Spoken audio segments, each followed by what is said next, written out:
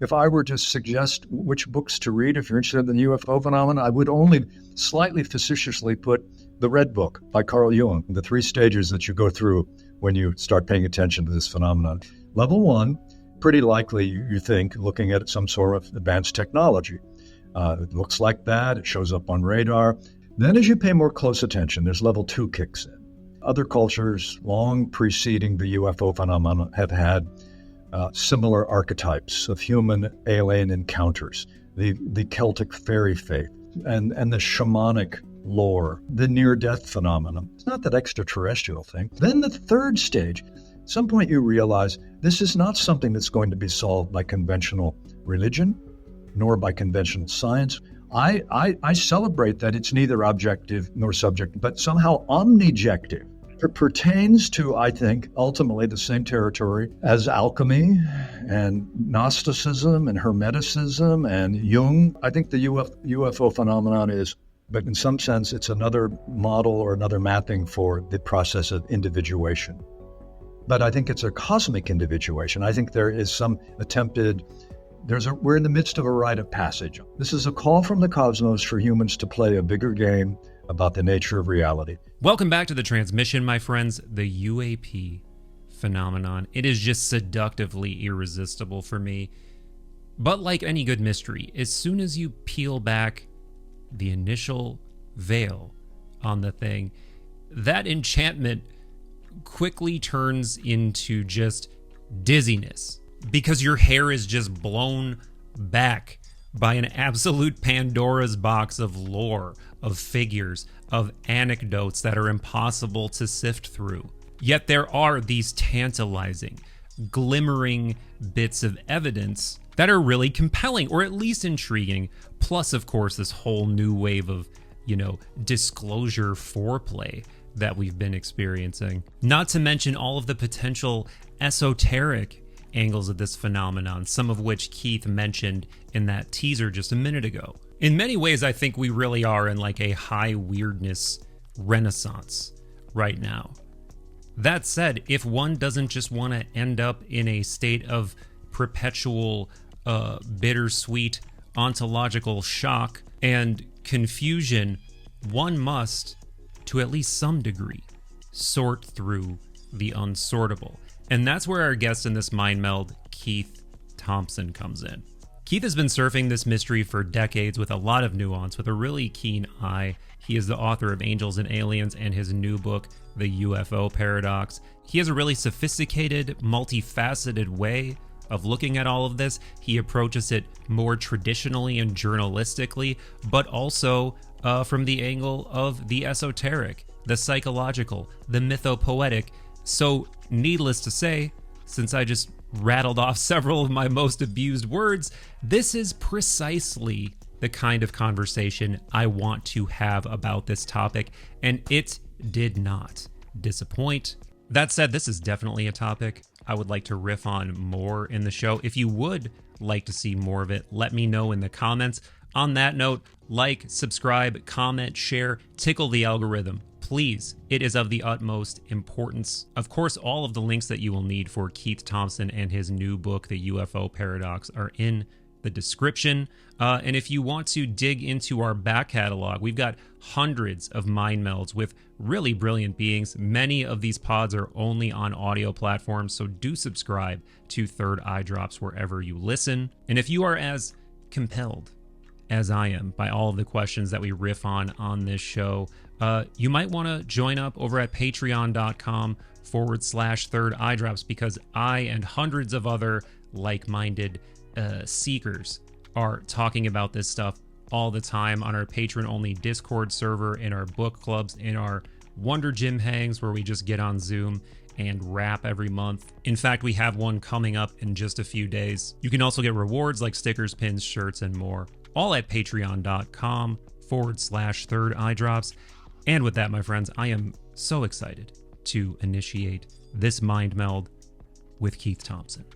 This is a topic that I don't know how you can not be interested in it, yet I'm always reluctant to latch onto it too firmly, because it really does feel like you end up in this vapor and in this, to use a phrase I know you're familiar with, in this state of sort of ontological shock and mind fuckery, where you're just not sure, the true north is a concept of the past. Yet, it is so fun to talk about. And I've really been waiting for someone like you to come along to talk about this with, because you come at this whole phenomenon from such a multi-angular sort of perspective. Well, thank you. I am too. I'm really looking forward. I'm a listener. I know many of your guests. I know their work. I know some of them personally. But you're referring to the quicksilver aspect of this, and that's an alchemical idea. Mercurius. When you see, if you break a thermometer, have you ever dropped a thermometer on the floor and you try to gather up all the mercury? First of all, you should be very careful because that stuff's pretty toxic. But what it does, it beads into drops and moves everywhere. This is Hermes. Hermes is Mercury. So this, and I talk about Hermes. I talk about the trickster. So anyway, there's a whole lot of stuff we can delve into together. I'm looking forward to it. Yes, me too. And I definitely want to go into the esoteric territory, but I'm going to make you do the procedural thing of just talking about how you got interested in this, what it is that made you want to spend, 4 or 5 decades now, digging into this undiggable, mercurial territory. Exactly. Well, I'll be happy to do. There's really two sides of it. I call it the objective and the subjective, which is sort of perfect. I didn't realize that as I was doing it, but as I was doing the work. The objective side goes back to being a 6th grade student, elementary school, 12 years old. It was my turn to do a current events report for my class. I chose a UFO sighting in nearby Michigan. I grew up in Northwest Ohio. So I brought clippings to class. I was quite diligent. By the way, this was a UFO sighting in Michigan that Walter Cronkite of the CBS Evening News led for 2 or 3 nights. Can you imagine in today's media environment, a national broadcast beginning with the continuing controversy about the unidentified flying objects in central Michigan is back on our news tonight. For the latest update, we go to, and you go to the correspondent. Anyway, I was fascinated by it. And I didn't have any predisposition, pre-orientation. I'm not a science fiction guy per se. I find a lot of sci-fi pretty tedious, a lot of machinery doing pretty predictable stuff, although I know there's really great sci-fi. In any case, I come at it with a real sense of a beginner's mind and told the story of an Air Force consultant named J. Allen Hynek, who became a legendary character in the field. Yeah. He was flown in by the Air Force. It was his job to go in and try to calm the natives, calm the villagers. So he did. He spent 3 or 4 days on the ground. And as I reported to my classmates, he stood up at a news conference with all the reporters from around the world. It's in black and white if you want to find it on Google, which everything, I guess, in that time was black and white. I don't think anything was really in color at the time even. It's like the Wizard of Oz. So he stood up at a podium and said, I'm here to discuss these multiple sightings over 3 or 4 days. The closest I can come to anything resembling likelihood is perhaps the one sighting at the edge of town near the old swamp. Possibly, could be, maybe swamp gas. Yeah. And swamp gas is a phenomenon that, around a swamp, the decay of natural foliage and so forth leads to gases, outgassing, and luminosity. It gets lit up around a swamp. But just in even saying that one very small part of the episode, the UFO episode, might be swamp gas, he stood there mortified as the reporters jumped up, ran to the payphones in the lobby, called in that Hynek calls it all swamp gas. Yeah. Now, there was already 20 years of UFO history by this time, which people could reasonably assume the government was not telling us everything that they knew. So there was a predisposition to say Hynek has just explained it all away as swamp gas. But I noticed even at the time, as a 12-year-old cub reporter, that he had not done that, but that's what had been heard. So I reported that to my classmates. So time came to take a question. The first question said, okay, Keith, do you think it's aliens from outer space? And there was a giggle in the classroom. It was my first encounter with the giggle phenomenon, the laughter curtain that always comes down around the subject, which I take it as part of the working conditions of dealing with this kind of stuff.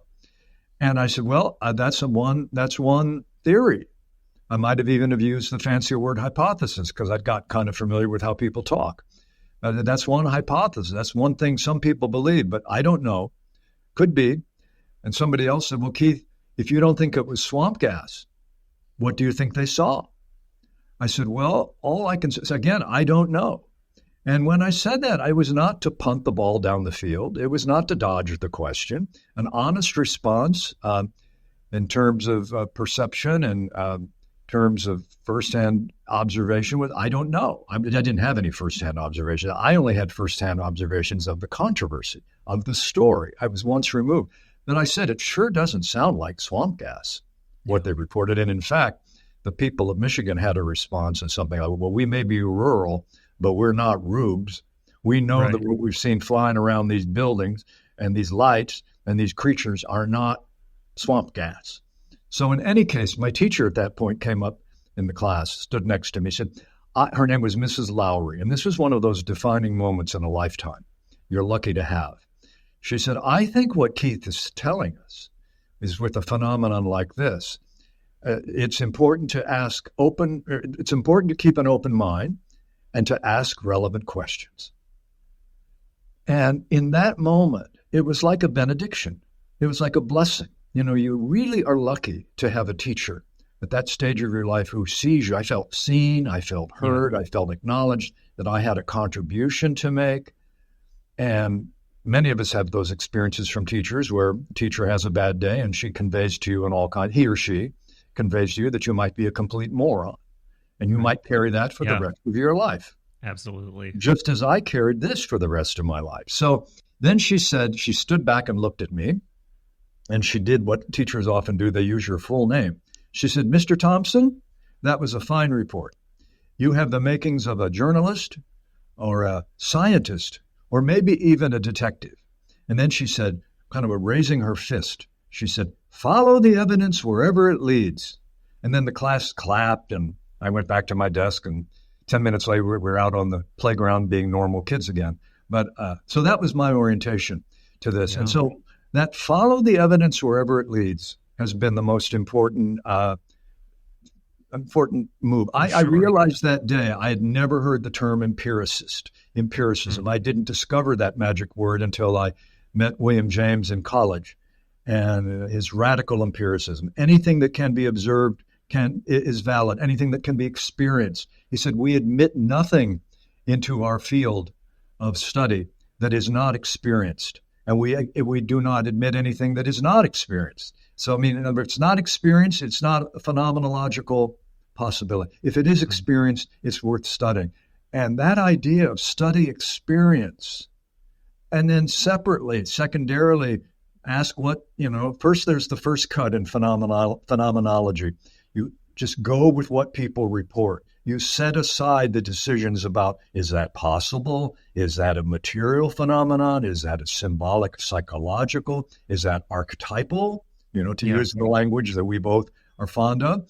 No, you put those questions aside. What do people report? Yes, that is what good journalists do. It's what good scientists do. It's what a detective does. Which detective says, well, I like the butler so much, I'm not going to consider that maybe he killed the rich guy on the hill. Well, if he worked for the rich guy on the hill, you may like the butler, but maybe he did. So you don't rule him out of bounds in advance the way debunkers routinely rule this phenomenon out of bounds. So that's kind of the objective side. I'll just simply say, and if you want me to go into detail on it, I will, but I also had quite independently, I think, although who knows in the big picture what's independent and what's accidental and where fate is pulling you. I've become far more open to the idea of fate and destiny, not in the Hallmark card, Hallmark TV series sense, but the deeper archetypal sense that the ancients understood. Right. So with that in mind, I've had experiences, direct experiences of a much larger universe that I both were unexpected, both were accidental. Yeah. One was a near-death experience before the near-death experience was even on the map. Raymond Moody had written his book, Life After Life, but I'd never heard of it. I was a young person busy trying to have not near-death experiences, but near-life experiences. But I had a near-drowning experience in which I was convinced I died. I had existential certainty that I had died and had an anomalous experience in that. So in that event, with that as a kind of a groundwork, sort of my outer work as a journalist and my interior Gnostic work, if you will, I've come to call it that. It's sort of my work is about matching up those two realms for myself and for my readers.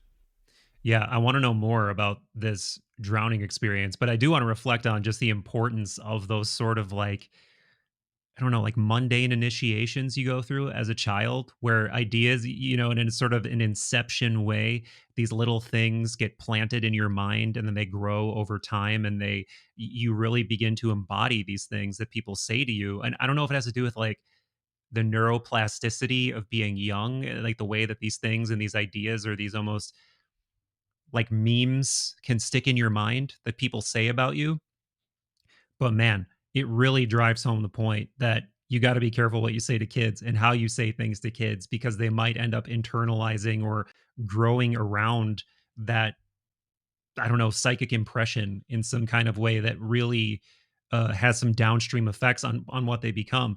And I have some experiences like that too as a kid. Like I remember there was a project, I have not thought about this in like decades, but I remember there was a project at some point where you had to like choose what you wanted to be when you grew up. And I remember for some reason I wrote down consultant. And I didn't even know what that meant. I'm like, it just sounds cool. Like you're consulting with people or something. And guess what my day job was before I quit to do this? I was like a IT networking security consulting engineer for 7 years. So Wow. it's just, and I don't think I've ever even connected those dots in my mind maybe until right now. But it's so strange just how sometimes kernels get planted and then suddenly reality reflects the kernels that you plant. And I relate so much to that too for another reason. Like I actually went to school, my background before that was in journalism. That's what I went to school for. So just that disposition of questioning, of thinking critically, of asking where information comes from, who benefits from the information, why are they, putting forth this information, why does this qualify as newsworthy versus this does not qualify as newsworthy. It's wow. That, I mean, even in the, little over a decade since I went to school, or I guess longer than that now, but I can't believe how much the news media landscape has changed. Like there still was this idea of objectivity when I was in school, and like this idea of like, if you have a political leaning, you leave that completely out of the reporting. And it's just so funny because obviously like anybody with any common sense understands which news outlets lean which direction. And yeah, things have changed. The psychic space has changed, but I'll digress from that because there's way more interesting things for us to talk about. Well, let me just Yeah. comment on that in particular, because I had that dilemma in my own work on this subject. When I wrote my first book a couple of decades ago called Angels and Aliens. And in that book, I did not make a conscious decision, but I had a tacit understanding that because this is a marginal topic, I will have more credibility. I might get a review in a really good, a really good newspaper if I come across as dispassionate and not invested and not a subject, certainly not an experiencer. It was a very, very naive and rudimentary definition of objectivity. Yeah. It never occurred to me that I could write about first-person experience just as objectively as third-person experience. No, I had sort of said, well, first-person experience is subjective. Third-person experience is objective. But of course, you can take an entirely subjective approach to objective. You never have to use the first-person pronoun to have a deeply biased story. Right. So I realized with this book that was a limitation. Why would I not? And it came as a very serious kind of inquiry with myself, with, if you will, with a kind of conversation with my daimon, with some inner sense of guidance that I have come to acknowledge as being there in my life, some sense of who I am that doesn't have anything to do with who I think I am, but it's part of who I am. But people say, what is it, the daimon? It's part of who you are that you do not recognize as part of who you are. But it speaks to you, and you have to decide what to do in terms of what it advises and nudges, because it isn't necessarily smart to do everything the daimon says. That's sort of a larger conversation. But in any case, I had conversations, and I said, should I bring in my own experience in this new book at this stage of my life through all the processes I've gone through and inquiry? And the answer was, do you want to tell a true story? Didn't tell me what to do. Do you want your story to be true? You want to write a true book? And I kind of just did a kind of symbolic namaste, thank you. And I went to work and I began to write about my own experience, partly because I'd already decided to write about the subject in terms of rites of passage, in terms of Joseph Campbell's 3 stages of rites of passage, hero's journey. I focused on a couple of different cases. The Pascagoula, Mississippi case, Calvin Parker was stuck in the middle realm of his journey in the dark night of the soul for several decades. And a young woman named Emily Trim in the Zimbabwe aerial school phenomenon was stuck in the middle realm. She'd been separated from her sense of reality, caught in the betwixt and between, the wasteland, the deep, dark forest, or to use conventional psychology, in the unconscious. That's the kind of catch-all phrase we use, but I prefer increasingly the mythological, the image-based, in the dark forest.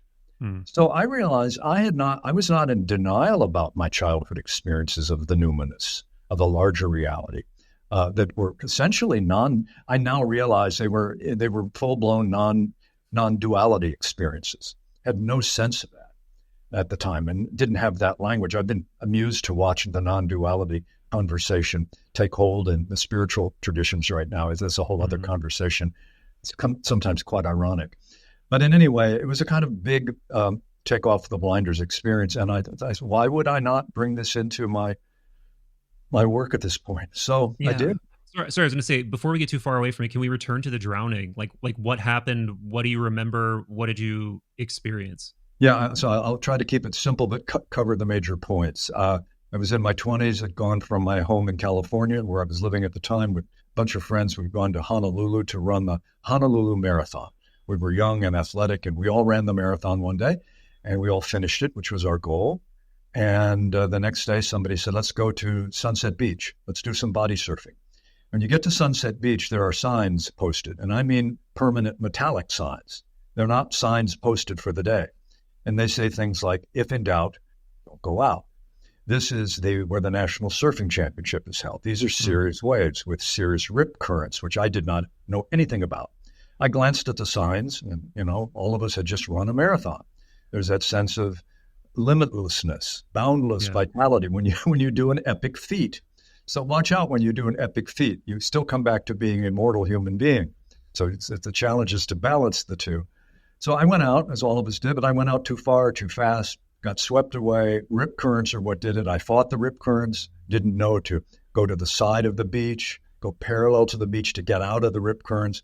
I got exhausted, and crushed by increasingly big waves of the Hawaii 5-0 type from behind. My friends knew that I was in serious trouble. I knew I was in serious trouble. And at one point I said, I'm going to die. It was just that straight. It wasn't an affirmation. It wasn't a statement of intent. It was just a statement of not acknowledging the circumstances. And the next thing I realized, I said, I'm rising up after all. I assumed I was rising from the bottom of the sand, about below the water. What in fact was happening was I was rising above the water. Wow. And I was observing my body, and I realized before I was observing my body, I left my body through the back of my head. I'd never heard of out-of-body experiences, wouldn't have occurred to me. I knew nothing about, I knew nothing about the near-death experience. It had not yet been made famous by Oprah, the tunnel, the white light, the wisdom figures, the life review, all of which I had. In any case, I was rising up. I saw the body, and I instantly recognized the body is an object in the same sense that the thoughts are object. Anything else in your field, the body was just something in my field of perception as some kind of, I now realize, some kind of boundless awareness that felt more like home. And I also said, I. Again, that sense of I was still there, but it wasn't the body anymore. And the sense of I was, oh, dead isn't dead. Sense of acceptance and peace. And at that moment, I heard my friend Mary, who'd run the marathon, standing on the shore with our friend Moore. And at the same tone of voice, I was the body, Keith, was 100, 200 yards out in the water, really flailing. I don't know how Keith survived. That's a larger question maybe to write about in the future. Because I heard Mary say about the same tone of volume of voice that you and I are talking right now, but a little more anguished. She said to Moore, why didn't he listen? I told him it was not safe. I told him not to go too far out. And I, if you will, I went to Mary. In my presence, visited her and said, I'm fine, Mary. I'm okay. You're okay. This is all okay. This whole situation is okay. Life is okay. And she didn't hear me. I could realize, oh, that's how this works. I can hear these humans. I am dead. I'm beginning to die. I'm going to the end, to the other world. Well, I had, I'll keep this part simple. I went through a tunnel.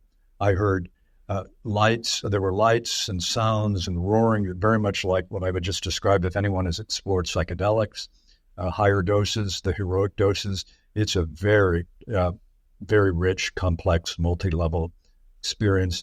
I encountered a sense of brilliant white light that was the most welcoming thing I could ever imagine. I said, oh, I saw relatives, deceased relatives. And I also had a sense there was a line that they were guiding me toward. And if I crossed that line, I would not come back. So I realized those kind of perceptions seemed real. Now, I don't know how I came back. I did not have the classic, it is not your time, Keith, you must go back. There is much you must do. Those kind of mythological, almost central casting is how I've come to refer to it. And that's complete respect. If that's part of one's near-death experience, it is. But it wasn't for me. Next thing I knew, I was suddenly back in my body. I was looking through my eyes. I had washed into a kind of quiet cove. On to the side of me were two dolphins. Again, central casting. Central casting in terms of if I were doing a screenplay.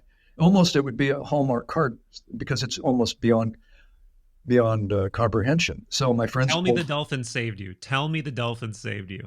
I'm happy to say that. I think I think they did guide me in some way. Now I say that loosely because the sense of I was.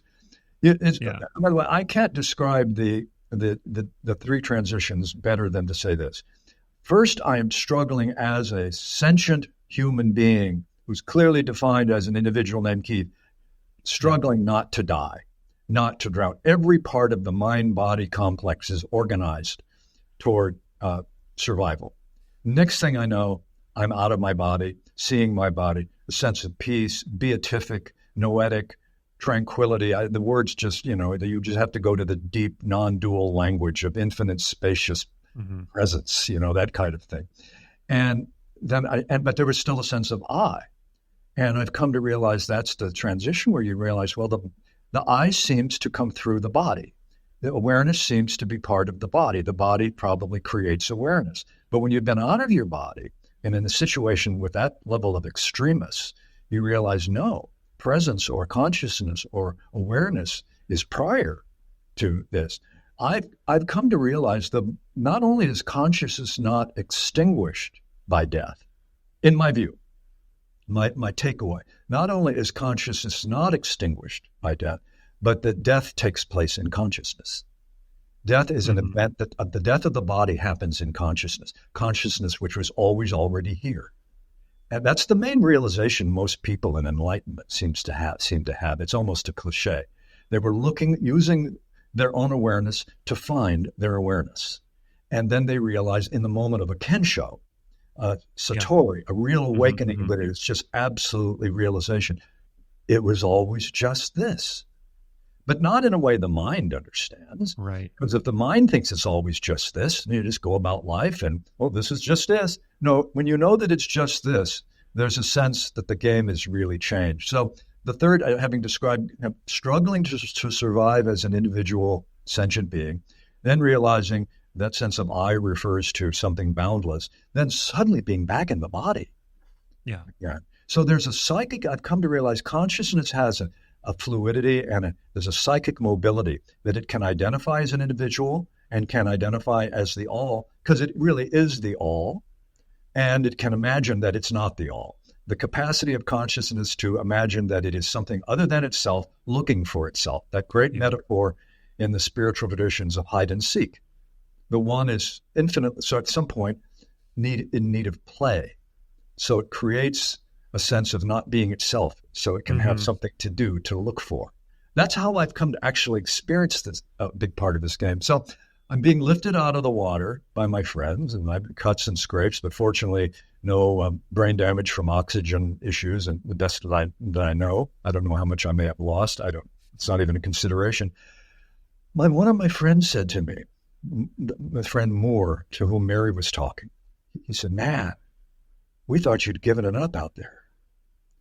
And I thought, wow, you understand. I said, I did. He said, what? I said, I did. I died. I went to death. And Michael, I can tell you, I was actually quite lucid, but they thought I was delirious.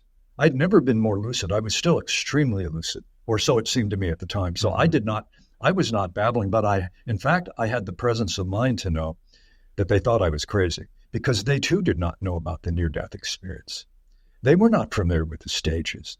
I can tell you, I will probably write about this someday. I will recreate the conversations in the following 6 months when my friends like I discovered Raymond Moody's book, which was out. And they would call me on the phone and say, "Keith, there's a book called Life After Life." I said, "I know. And it describes everything you described that day in Hawaii." I said, "I know," which you didn't believe me. And it was totally in good humor. They said, "Well, you can see why I didn't." Oh, one more piece about this experience, and then we can move on or go deeper. While I was still in Hawaii on the next day, I said to my friend Mary, "Could we go for a walk?" She said, "Sure," because I was sort of the hero of the day, hero of the period. And I said, we walked. I said, "I heard what you said on the beach." She said, "What do you mean?" "When I was in the water, you said, 'Why didn't he listen?' I told him it wasn't safe. Why didn't he listen to me? I told him it was too dangerous." I watched the color leave her face like a ghost, because we were both in our 20s. We were not sophisticated about the nature of consciousness. Neither of us had given any thought to the nature of consciousness. If we did, we probably would have said, "You're alive when consciousness is on, and when you're dead, it goes off." It's like a light. I don't know. We didn't think about it. But we both knew that in order for me to have heard her speaking from the body 200 yards out or 100 yards out, with the voice that she was using, the volume, with the crashing of the waves. Yeah. So anyway, this is very much the near-death experience. The patient comes back from surgery, and the doctor says, "I'm now going to tell you your prognosis." And the patient says, "I heard you tell Dr. Smith the prognosis a half an hour ago in the other wing of the hospital. Right. I saw you spill the mayonnaise on that tie, that spot right there on the tie. And by the way, there's a tennis shoe on the top of the roof in the next building." And the doctor looks out the window. There's a tennis shoe. He said, he lifts his jaw off the floor, because this is how, by the way, the best near-death researchers, as you know, very often started out as materialists. They didn't have any orientation to this. They thought it was ludicrous. But they began to realize patient after patient was saying things that were about non-local reality. So anyway, that's that. That's what happened in Hawaii. Yeah, that's a remarkable story. And I've actually, early on in the podcast, before we were on YouTube, I talked to Raymond Moody. I talked to Grayson as well when his book came out. And yeah, man, I mean, this is just such a compelling, fascinating topic that is one of the hardest things to explain away if you are a materialist reductionist person.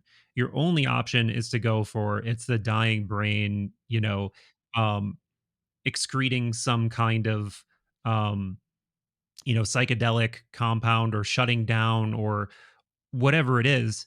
And as you and I both know, I mean, I haven't had that experience, but anytime someone tries to reduce a really profound subjective, phenomenological, multidimensional experience down to it's just this, it's just that. It's like the most insulting thing you can do because like something that is profound from the perspective of the experiencer and then trying to, it's funny that swamp gas has become the go-to cartoonish example for just gaslighting, right? It's like to because that's essentially what it has become known for is just telling people that no, this whole complicated thing that you experienced is really just this very simple error or this side effect or this epiphenomenal thing that really has nothing to do with with what you Just, experience. just And notice how your just marvelous use of words you just did, an unintentional pun, I think. oh yeah, The gaslighting explanation is gaslighting, yeah, but that's it's what I meant. also, Yeah. but in real swamp gas, the gas does light up. Oh So yeah, it is perfect. gaslighting. Yeah. It's gaslighting about gaslighting. Right. It's Perfect. two levels, Perfect. and it's right up there with meteorological balloon, weather Yeah. balloon. That's what we think. That's almost certainly what crashed at Roswell. Well, I'm not. I did not deal deeply with Roswell because I think it's a Gnostic black hole at this point. Uh, I don't think we're going to. The more facts that get revealed about cases like Right. Roswell, they become wonderful dead ends for the field of UFO research. It's like, please, that's not where we need to go with this. Well, and I guess maybe this is a good point to get into it. We're kind of going through, in somewhat of a chronological um life story, I guess, between those two events that you shared. But at some point, we're going to arrive here, right? Which is that Roswell is a good sort of microcosm of the unsolvable mindfuck that is this phenomenon. Because it's like, there are those balloons. There are probably people who see those reflective balloons and they think, "Oh, that's a UFO," and then they're wrong. But then there's also things that are not balloons, and there's also things that are probably experimental aircraft, and then there's also things that are totally unexplainable, seem to be transmedium splitting into multiple, pieces, and then coming back together, and then zooming off into what looks like outer space and into the water, and there's just so much that you do reach this sort of state of, if not ontological shock, where you're foundationally disturbed by what that means for your reality, you're at least left in this state of, like what the Greeks would have called aporia, like, just that I don't know. And not only do I not know, I don't know if it is possible for me to know. And in some ways, I can see how people would be turned off by this exploration because that's sort of inevitably where you end up. But I still think that there are some rich things missing if that's where you go and then that's where you stop. And Well, you'd be a good that's person to ask about what some of those elements are. well. Let me just tell you. I begin the book. I'll tell the reader, the viewer who doesn't know. I begin the book by quoting our friend Professor Jeffrey Kripal of Rice University, Yeah. because he described in some of his writing the three stages that you go through when you start paying attention to this phenomenon. And I thought, bingo! I described how I went through the same phases. I hadn't described it entirely this way. Level one, when you separate out those that are not, misidentified natural phenomena and hallucinations and so mundane explanations, then you're pretty likely, you think, looking at some sort of advanced technology. It looks like that. It shows up on radar. You could probably kick the tires if you got up close, like in a parking lot, a used car. You could move the landing gear. So that becomes the hypothesis to, go to the bank with at first. Then as you pay more close attention, there's level two kicks in. And this is where Jacques Vallée's work, the astronomer physicist, has been so important. Namely, but this seem that you come to realize that other cultures long preceding the UFO phenomenon have had similar archetypes of human alien encounters. The Celtic fairy faith, where there are abductions of babies by fairies, and the shamanic lore of so forth. There are so many frames of the near-death phenomenon. I've come to create a larger matrix that includes all of it. So anyway, there's that. You think this is stage two. You kind of think, no, it's not that extraterrestrial thing. It's more like some kind of tricky folklore in the making. and the trickster element is part of it. So this probably belongs in the mythology department after all, folklore. Then the third stage, but wait, there's new physical stuff. These abductions, the implants of hardware, the discovery that people have in their bodies, what they believe was implanted by aliens, the endless stories about what the government knows and doesn't know. So at some point, Jeff Kripal says, at some point you realize this is not something that's going to be solved by conventional religion, nor by conventional science, which, by the way, are simply two signs that we erect over two different kinds of knowledge. That whatever this is, Kripal says, ain't just objective, and it ain't just subjective. Then he said, whatever it is, we don't know.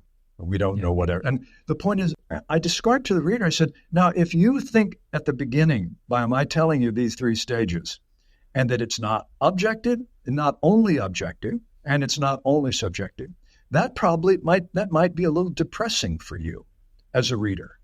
This is a guy who's been at it for several decades, and he starts with this.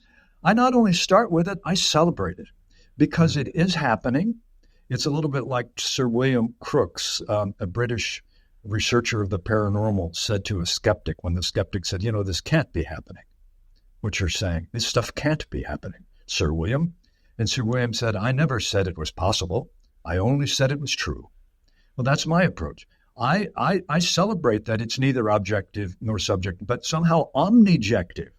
And it pertains to, I think, ultimately the same territory as alchemy and Gnosticism and Hermeticism and Jung, late in life, Jung, when he got over the idea that he could ever persuade materialists that was a fool's errand. He said, I've always been a Gnostic, and I'm going to now write about it. And he wrote a famous book called The Red Book. And so I now think that would be the next, if I were to suggest which books to read, if you're interested in the UFO phenomenon, I would only slightly facetiously put The Red Book by Carl Jung on the book with J. Allen Hynek and other researchers, Jacques Vallée, and Carl Jung's Red Book. Yeah. Because I think that the implications are that profound. It goes to the very questions of what it means. I think the UFO phenomenon is, I'd say, ultimately about, but in some sense, it's another model or another mapping for the process of individuation. But I think it's a cosmic individuation. I think there is some attempted, we're in the midst of a rite of passage. I call the UFO phenomenon, along with paranormal phenomena in general, the near-death experience. I describe these all as a calling from the cosmos. This is a call from the cosmos for humans to play a bigger game about the nature of reality, to expand our maps of self and science and society. And any call, and by the way, I use the term call quite specifically, in the spiritual traditions, a call to prayer is usually a gong or bull rushers, some kind of noise, bells. It's a call to a different kind of awareness. It's a call to come to the meditation hall. It's a call to change your perspective out of the normal humdrum daily grind. That's what I think this is ultimately ontologically about, epistemologically too. It's a questioning the whole limitation of the materialist, physicalist frame. And as a call, it's only a monologue. It's one way until we respond. And how do we respond? I don't think there's a single answer to that, but it becomes a dialogue when humans respond. One example of how to respond is the classic debunker. These characters who show up at and you've talked about them just now, the periphery of the UFO case. They, in an hour-long TV interview with experiencers, they always are brought in the last 15 minutes. Neil deGrasse Tyson is very often a guest on these talk shows, the astrophysicist, who will come on and say, well, I can tell you, I haven't delved very deeply into this phenomenon because it's really not necessary, Oprah. Because you simply know that it's first of all, these so-called events violate common sense, not just the laws of nature. I'm not kidding. This is how the debunker often talks, as opposed to a true skeptic. The debunkers will admit, I don't look into the phenomenon. I don't bother familiarizing myself with the data, but I just know on the basis of common sense. Well, right there, the phrase common sense is not the language of science. Scientists look into reality precisely because our common sense intuitions are often not right. Yeah. So common sense so it'd be like me telling Dr. Tyson, I want to come to the next astrophysics conference and give a major presentation. And he'd say, well, what's your familiarity? I said, oh, I have no familiarity with astrophysics, but I have opinions. I have some good opinions. He'd say, no, probably I'm not going to give you that gig. And I said, great. Well, you don't get the gig to come on UFO shows or paranormal shows when the first thing you say is you haven't bothered to familiarize yourself with the data that is implicit in the realm. That's not a good credibility building move on your part. Yeah, I see this all the time too with people projecting things onto the psychedelic experience. And it's impossible not to equate at least some variety of psychedelic experiences with some kind of entity encounters. I've become pretty good friends with, first on that point, I mean, man, the amount of shadow projection that goes on in YouTube comments anytime psychedelics are brought up in a significant way in any of my shows. There's this sort of, people trying to knock it down as many pegs as they can by dismissing it as like you're taking drugs. You're just taking drugs, and you don't you're just hallucinating. Using these words in a similar sort of reductive way that the proverbial Neil deGrasse Tysons of the world, who are just trying to take all of these experiences out at the knees, would do, right? Just dismiss them, straw man them, make it so it's easy to explain away using common sense. However, I'm sure you've heard rumblings about they've begun doing extended state DMT trials at Imperial College London. And one of my friends who is a guy very much like me, he's interested in philosophy. He's had a lot of experiences in his life, tries to read, is a great author. He's got a book out called The Bigger Picture that I recommend all the time. But because of his background in consciousness exploration and having these really well-defined sort of conceptual containers to try to contextualize these experiences with, he got into this trial where, he was able to do multiple sessions of the extended state DMT intravenously. And not just him, but every single participant was having entity encounters the entire time.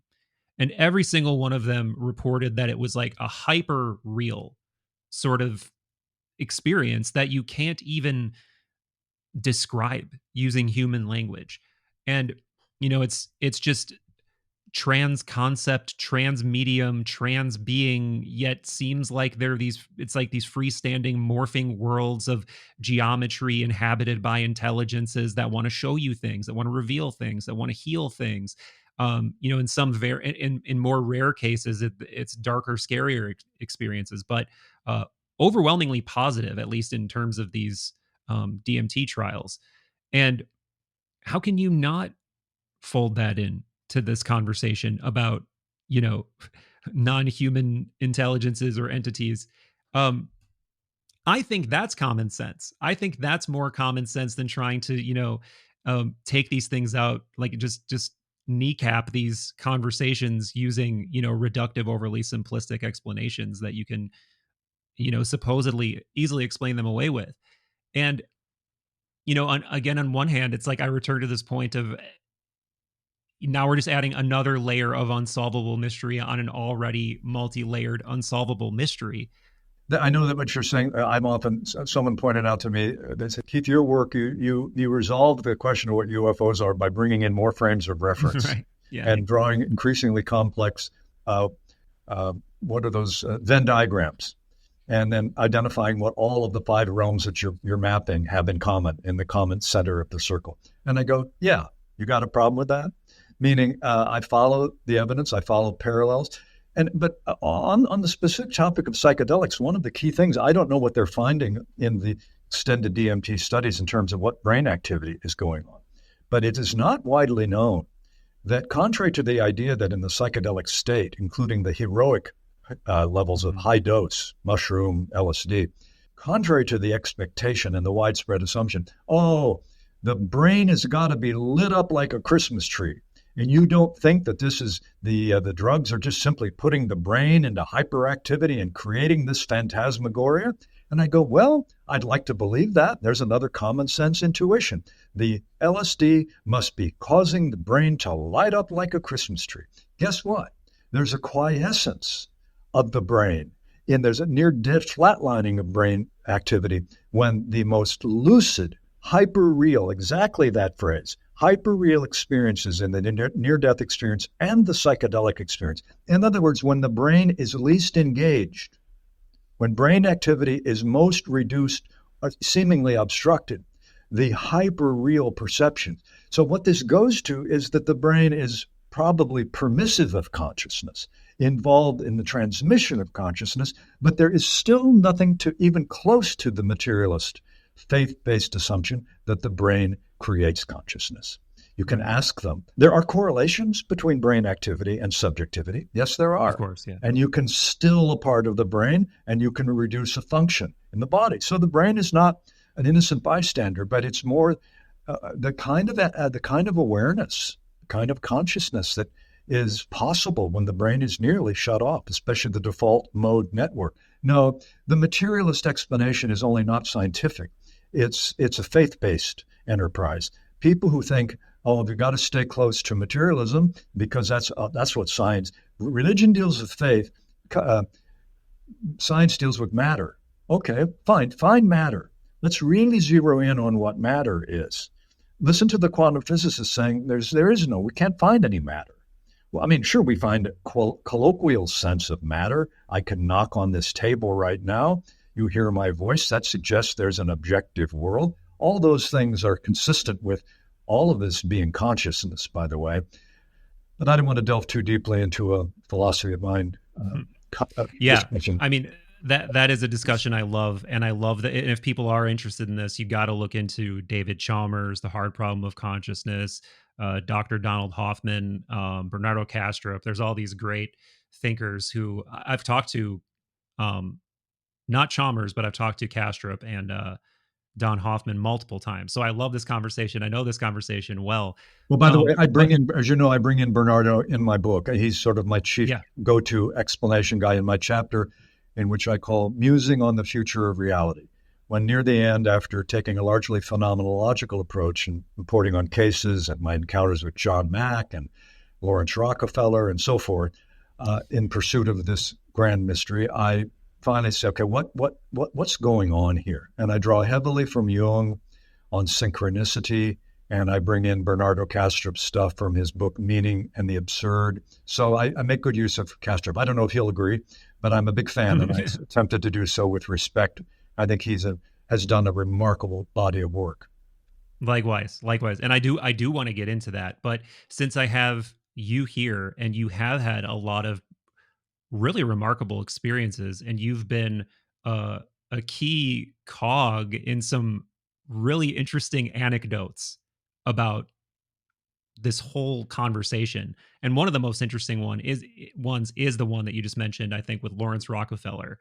And, post you writing your first book, this uber, member of like this uber wealthy, what a lot of people would consider to be like Illuminati family calls you up and is just like, hey man, I'm trying to get UFO disclosure going. Like, will you help me? You got to tell that story. I think people. I will. I wrote this book called Angels and Aliens, UFOs and the Mythic Imagination, long out of print.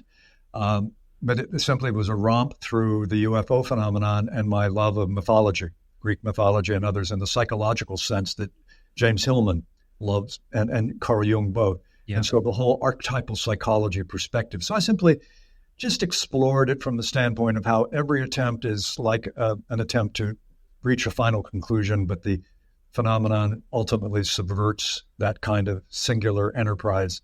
So I get a phone call one day, and the operator says, a woman says, Mr. Thompson, can you make yourself available to talk to Lawrence Rockefeller? It was a very unusual kind of diction.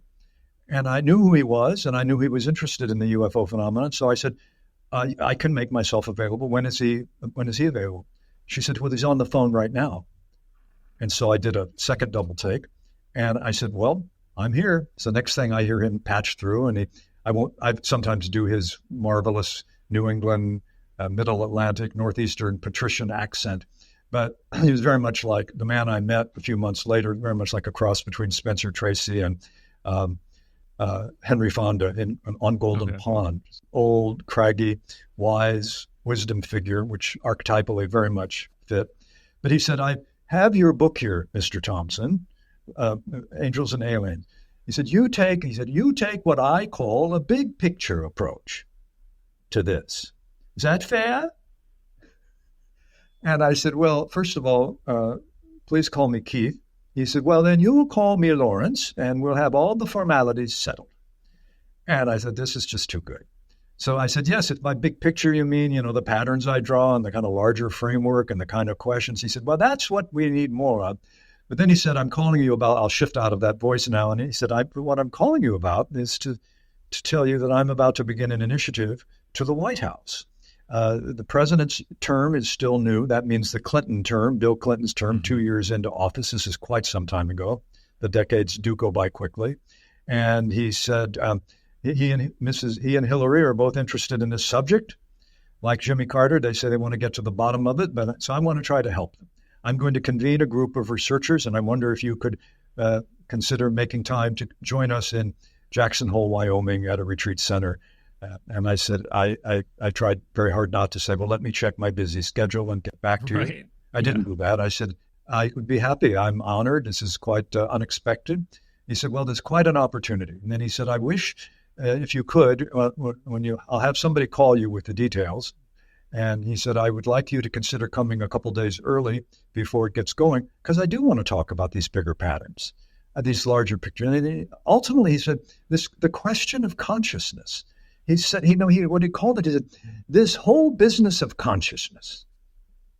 We have to figure out this business of consciousness. A very old world way of saying, this consciousness business, the matter of consciousness, which Western philosophy Western scientism has simply ruled off the table by calling it an epiphenomenon and then declaring the hard problem is how do we explain the emergence of consciousness? Well, maybe it doesn't emerge from anything else. Right. Maybe everything emerges out of it. Maybe it is always already the basis of everything. But anyway, he said we should discuss the business of consciousness. So long story short, we gathered leading UFO researchers, including John Mack was there. He had already walked into this field fatefully by taking on alien abductions, which he playfully blamed on me because he had read an article that I'd written comparing the abductions to a kind of rite of passage. So I used to tease him. I said, is that giving me credit or blame? He said, it's credit for now, but we can revisit that as things develop. And bless his heart, even when he got in real trouble with Harvard later, he never blamed me for turning him on to alien abductions. So in any case, Rockefeller, as a result of this dialogue and colloquium at Jackson Hole, Wyoming, there was a decision made to pitch the Clinton administration, can we get more transparency on Roswell? Could we limit it on that case? And so the president's science advisor made a formal inquiry into the bowels of the federal bureaucracy. And lo and behold, in retrospect, no surprise, they came back with nothing happened at Roswell that hasn't already been reported. The government account of a meteorological device has not been questioned, remains unquestioned. There's no evidence of a flying saucer or aliens recovered. Thank you for checking. Move along. And so that was a good civic example of how to ask and how to be denied. All I can say is, as far as Roswell is concerned, within a very short period, it was discovered that all of the records that existed relating to Roswell Airfield had been deleted around the time of the Rockefeller inquiry, including 2 years in advance of whatever crashed out there in the field. So whatever something, there is a Roswell cover-up is a fair statement. What's being covered up? A very good case can be made, in terms of Hollywood action figures and so forth. A good plot can be made for the alien spacecraft, recovered alien, and with recovered pilots. There's also a case that's been made by Annie Jacobs, a journalist, that it was a Soviet craft that made it through Alaska and into the United States. I don't know the evidentiary basis for that, how strong it is, but I do know there's solid evidence the government went around to houses in the Roswell area, knocked on doors and said to people, if you have taken any of the stuff from the crash field, if you collected any of the material, you need to give it up right now because we mean business and you'll get in very serious, real serious threats. Now, that too is consistent with it. Maybe it was something on our side or the Russians, something terrestrial needed to be hidden or something extraterrestrial. It's beyond my pay grade to weigh in on this. I don't think Roswell is going to be revealed by any additional investigatory efforts. I think it's something will have to be released about it. And I don't know the chances of that. Although, David, the book is just about to come out by Lou Elizondo next month, the former Pentagon task force chair studying UFOs, even though the government for decades, as you know, said, we're not studying this. There's nothing to study. So his book may change the whole conversation, not by providing new answers, but providing a new framework to talk about this. Yeah. One thing I want to throw out there too that I don't hear discussed very often is that these areas of the Southwest, like New Mexico, Nevada, and the indigenous tribes that lived there for centuries, these places are known for a lot of weird shit going on. Like a lot of beyond, and this is where, again, you, unfortunately, you very quickly reach just absolute Chapel Perilous mindfuck territory, because seemingly, from what I understand, a lot of different phenomena seem to orbit one another at the same time. Like people will see UFOs and they'll also see what we would call cryptids. Like they'll see all like multiple strange things going on at the same time. And then I think that brings, again, people with any kind of skepticism or common sense, rightfully so. They're like, come on, what? Like, I mean, maybe UFOs, but you're also seeing Bigfoot. Like, come on. Like, it feels like you just can't, like, it's like so far beyond the pale at that point. But I've heard a lot of different stories about that part of the country in particular, just being this epicenter for a lot of weird stuff. And that's one of the things I don't hear as much with the Roswell conversation.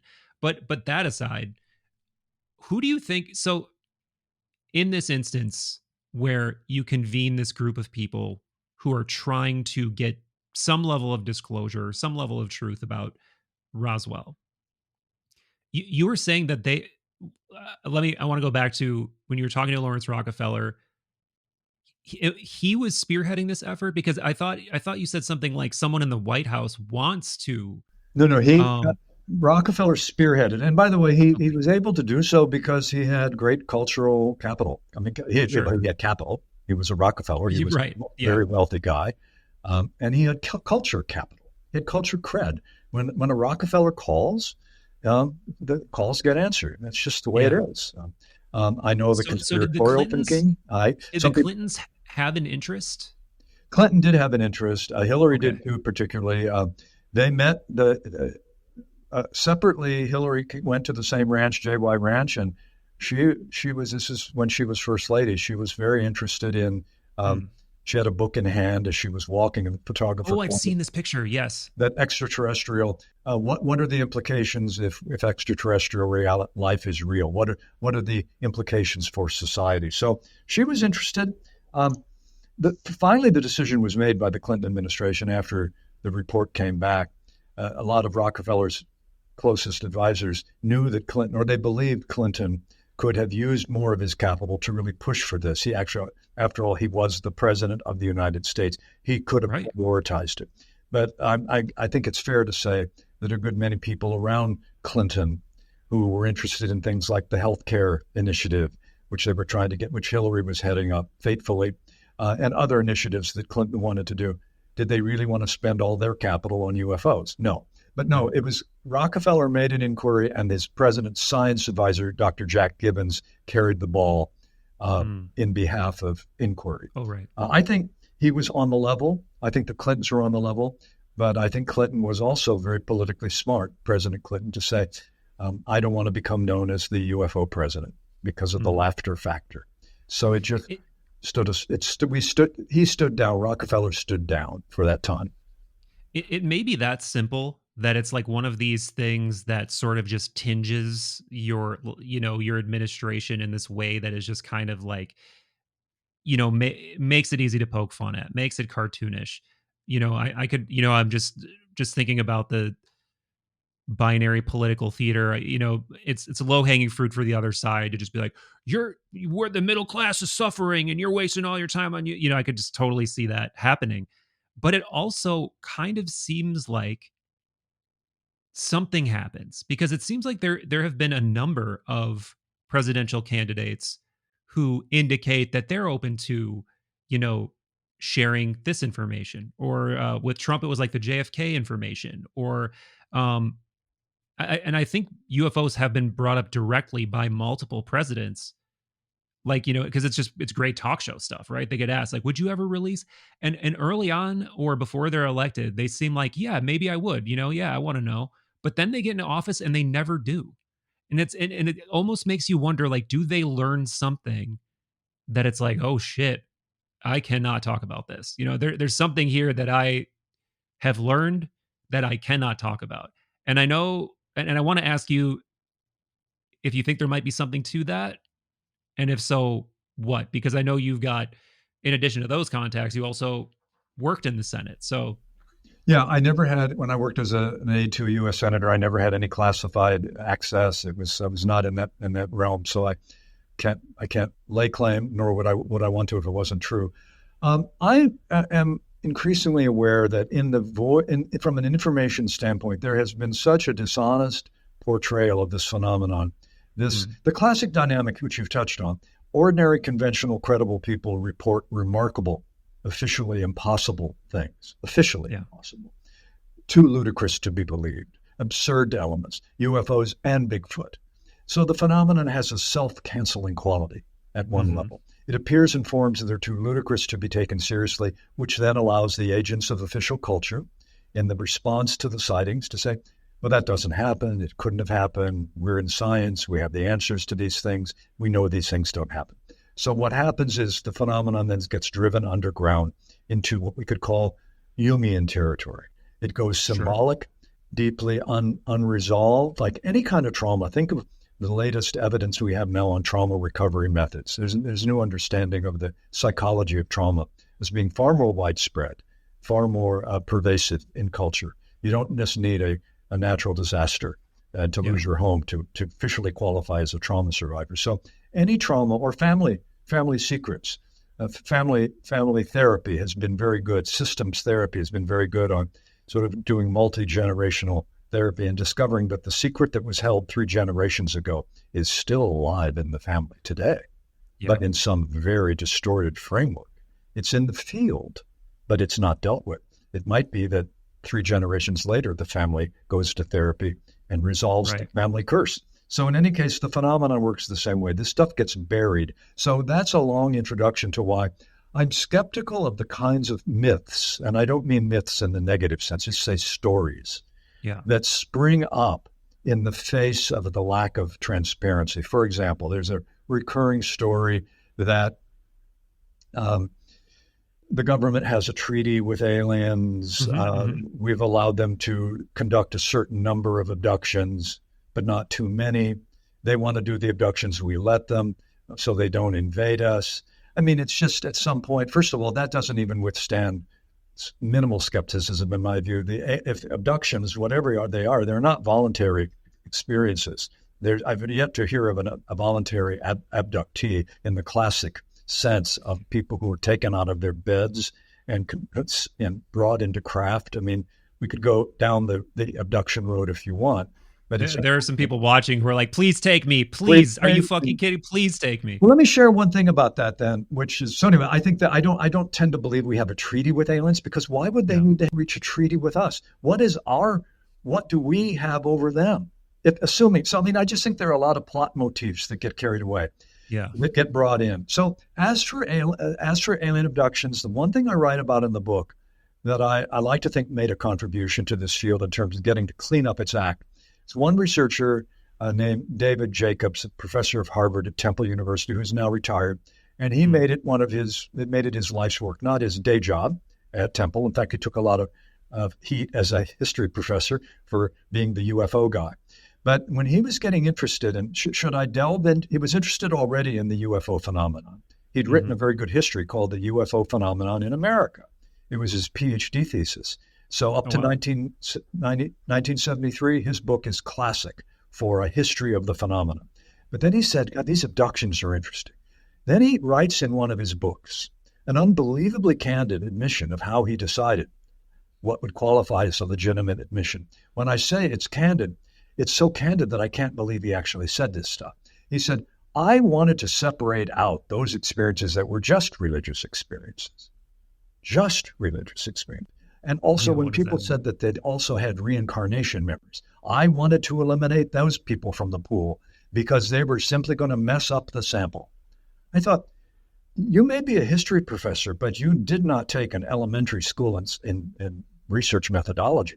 When you remove from your pool people who have religious experiences because you happen to be yourself be a materialist rationalist who's committed to the proposition that these abductions could only be hard-edge, real space-time kidnappings by aliens. When you remove subtle material, psychic phenomena, he would talk about, people said they had psychic experiences. I was very skeptical of all that. I thought, you are a guy who does not know about the very good gold standard scientific research on the paranormal that has been done by people like Dean Radin at the Institute of Noetic Sciences, but you're saying that doesn't pass muster? It's not as credible as alien abductions? I'm not here to debunk the abductions, David, but this is called sample bias of a very severe kind. John Mack then came along and actually corrected for that because he was having his own spiritual experiences. He had done psychedelics, he'd done holotropic breath work, and he began to he did not exclude. So I'm just simply saying that kind of removal of people from the, for example, if somebody said, well, I had an abduction, Dr. Jacobs, but I also saw Bigfoot. Well, they'd probably be excluded. So what he's doing is removing levels of high strangeness that make it more difficult for him to be credible because he's already a historian taking alien abductions.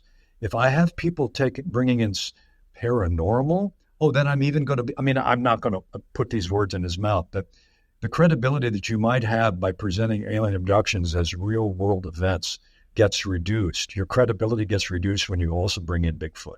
Well, but what if Bigfoot is phenomenologically part of the sample? My only argument is not as a debunker.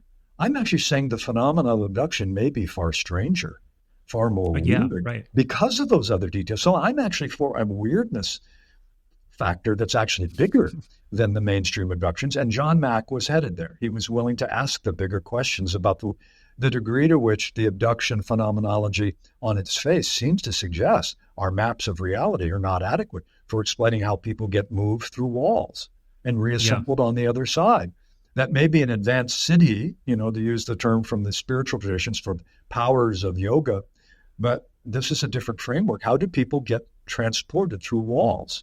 Maybe we've got to investigate what a body is, what matter is. Are you talking about like in a abduction Abduction, experience? yes. Okay.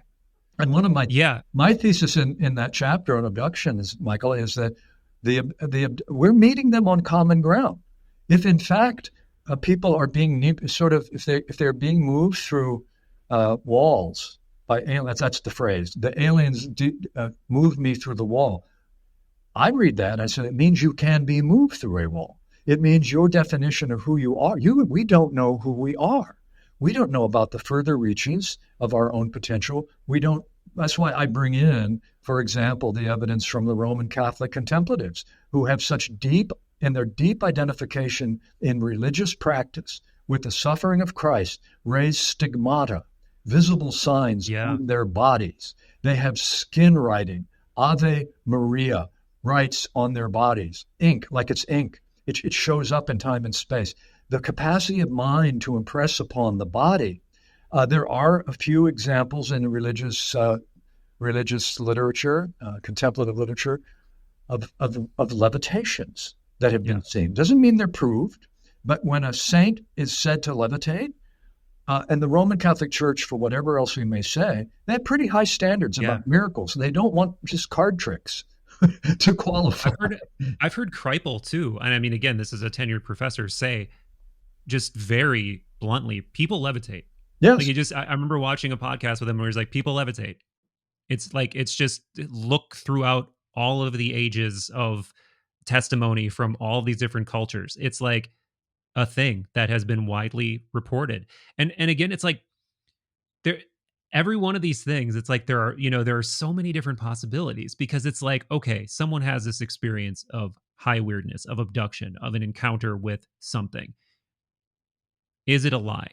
Is it a hallucination? Is it a real being that they had a real experience of that is as it appeared to be? Is it the sort of Jungian or Hillman phenomenon where it is something, but whatever it is appearing to you in a sort of mask that your psyche is able to comprehend? Like, this is, something like Hillman's book, The Dream in the Underworld. He's arguing this idea that the reason dreams are so archetypal is that if you look underneath the surface of the image, you'll often find that it's an archetype wearing a mask. If you're being taught something in a dream, and that teacher looks like your favorite, elementary school teacher, that might be the Senex archetype underneath the mask of that person. And so it's like there's all these different possibilities. Like, is it a discrete being from a place? Is it a psychical phenomenon that's wearing a mask? And that also doesn't just mean it's all in your head. That, if you understand your Jungian theory.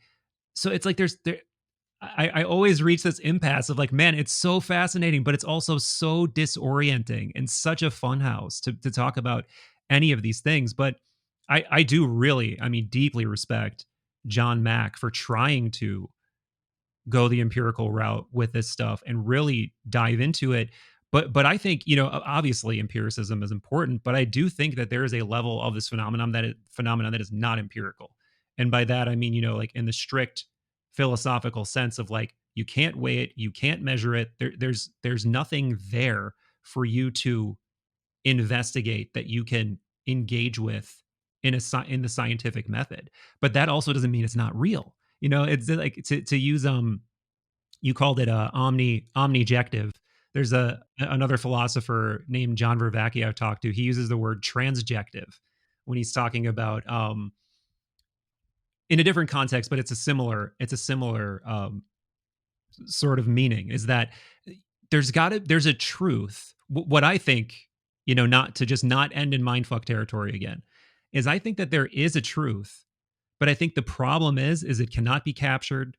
It's not purely empirical in that it's anything that you're ever going to be able to like grab onto and bring into a lab, but it's not also just psychic, that there is some state of reality that is beyond the bounds of normal human consciousness and physical reality.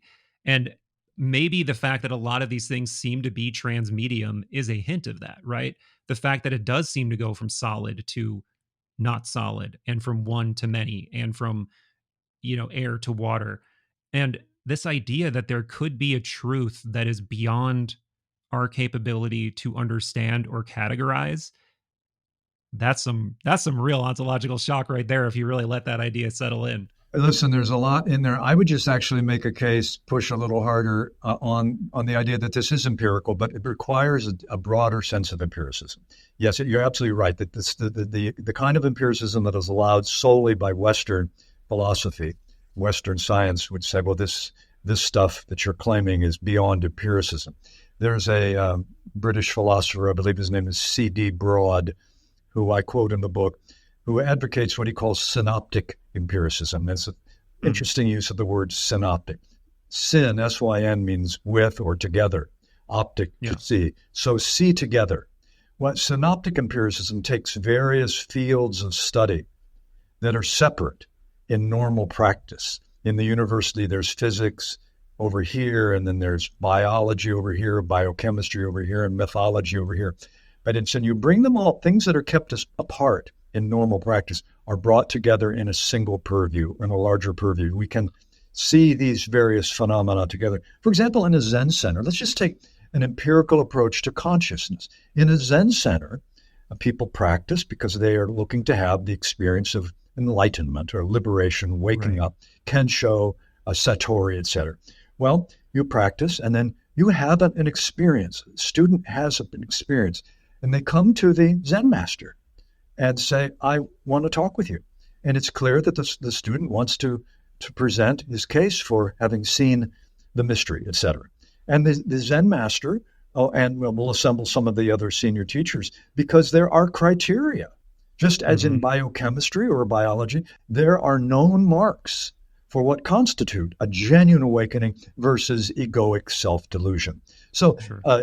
A scientific materialist would say, well, those don't, you're just talking about, those are all very subjective. But I would say, no, that would be a standard of criteria for an experience of consciousness. You can take an empirical approach to consciousness, but no, you can't put it in a bell jar in a laboratory. But that doesn't mean it's not real. So Totally. Yeah, I totally get what you're saying. And I think maybe I have a hangover from philosophy education because there's this famous divide that's posited between the empirical and the rational that's like famously embodied by Plato and Aristotle. But even that's overly reductive. But yeah, I think it's however we're defining these words, I think the point remains is that there's something true. I mean, this is what I suspect, and I think this is what Jung was getting at with some of his ideas, like the psychoid, and like what is the underlying truth of synchronicity that allows synchronicity to occur? Because it's not capturable or measurable only. I mean, it is because it's something that ends up happening, right? Like if I was like, wow, if we start talking about lights in the sky and my lights started flickering, like that's really happening in my room right now. That's a physical phenomenon. And we really did say it and we really did think it. But then there's this tertiary thing that we're like, but what is that? What is the thing that connects it, that underlies it, that made that incredibly unlikely event occur? And I think we're looking at the same thing with whatever really edge of consciousness phenomena like this are, because they have that same, and this is very hermetic once again, they have that bridging effect where it's just like there's something poked, like there's a hole poked in your normal sense of reality, in your normal perception of reality, and something quote unquote impossible flies through that hole, and it's really happening according to all of your senses and maybe even according to physical instrumentation. But that's not the whole story. Like whatever it is, there's like a deeper truth there that we can't get behind. And well, that is just immensely and fascinating. speaking of Jung, we have to distinguish between early Jung and later Jung. Most of our understanding of Jung is still based on an interpretation of Jung. This is main. If you do a Wikipedia search, you're probably going to find that Carl Jung is defined largely by his birth. He was a student of Freud, and they had a breakup, and he went off to found a kind of weird esoteric perspective called Jungianism. And that's just not fully accurate, to say the least. Jung did start. One thing I identify with Jung, and one reason I draw heavily on him in my book, is I identify with the fact that, like Jung started as an empiricist. He really wanted to make his mark on the materialist scientistic era that he was in. And his path is increasingly toward the recognition that not only is he doing philosophy, not only is he doing metaphysics, but he is a Gnostic. And so increasing, by the time the Red Book came out, near the end of Hillman's life, Hillman found that book very fascinating. It changed Hillman's own perspective about what Jung was up to, because Jung was openly quoting William Blake, openly quoting Swedenborg, openly quoting those kinds of sources, Dante. I often say that UFO research is what you get when you stop teaching Dante, Swedenborg, and Blake. In other words, when we deprive ourselves of these rich, fully decked out cosmologies of heaven and hell, what is meant by the marriage of heaven and hell? What is meant by that phrase? What is meant by Jesus' his 3 days in the underworld, 3 days in hell? That is very important. That's what Jung is dealing with. I think Jung is dealing in the Red Book with the descent into the underworld. And I, having written my book by keeping mythological and esoteric references to a minimum, I would now, if I were going to do another book, I would begin with Blake and Swedenborg and alchemy. Um, it would be a whole, because I think ultimately the closer you get to this, it gets to be more of an esoteric phenomenon. You can start with the outer edge. It's saucers in the sky. How do we explain those things over there that allow me to be over here? I'm the observer and it's the observed. What one finds, as Jeff Kripal pointed out, it ain't only objective and it ain't only subjective. It is something else besides either. That stops some people from getting interested, obviously. For me, it gets me jazzed because then that means dealing with something that's bigger than our frameworks. And as I say in the book, at some point, drawing on Thomas Kuhn and the structure of scientific revolutions and paradigm shifts, at some point when there are consistently robust, credible, and coherent bodies of evidence, the UFO phenomenon, the near-death experience, psychic phenomena, the paranormal, those would be three. When you have those kinds of consistent territories of human experience, and they're not on the maps of science and society, at some point, the parsimonious question becomes, maybe it's the maps. Maybe our maps are not up to date. Hey, has anybody checked the maps lately? That's the question we need to ask. And we need to acknowledge, hey, our maps are outdated. Our maps of the full range of experience in human ontology are kind of consistent with those early maps of around Magellan's age, when on a map that would be drawn, there would be this arc that would say, beyond there lie the sea serpents. Right. So the mappings of science we have today are out there are the sea serpents, UFOs, near death, psychic phenomena, matey. We can't go out there. Well, we can go out there because nature has already voted on its contents. We have limited maps of that. There are greater, one thing I say in the book is what if nature has greater degrees of freedom? There's more degrees of freedom for nature to be what it is than maybe Aristotelian logic of a chimp called a human primate called Homo sapiens sapiens with its 30,000-year-old cognitive apparatus. Maybe as effective as that apparatus is to creating airplanes and iPhones and getting to the moon, maybe we're dealing with a phenomenon that is much deeper, more primordial, such that maybe the best guidebook to the UFO phenomenon, I say this only playfully, slightly facetiously, is to get a good version of the original Grimm Brothers fairy tales. Read what happens in fairy tales about the dark forces that are encountered by children and villagers. I'm not talking about the cleaned up versions. I'm talking about the psychically intense versions of the Grimm Brothers. And I think myth, for example, mythology is a form of knowing. So that's what people say, why'd you bring in mythology in a book on UFOs? Aren't you explaining away UFOs as only myth? I said, no, I'm actually putting myth in its proper frame.